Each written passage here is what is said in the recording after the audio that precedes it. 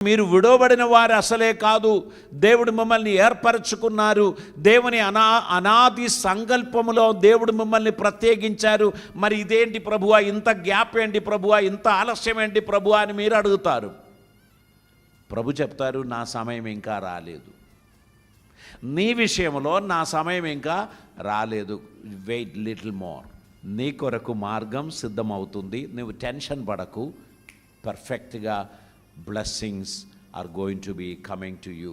దేవుని దీవెనలు నీ దగ్గరికి రాబోచున్నది. ఆమెన్ అంటారా, ఏమో అంటారా? ఆమెన్.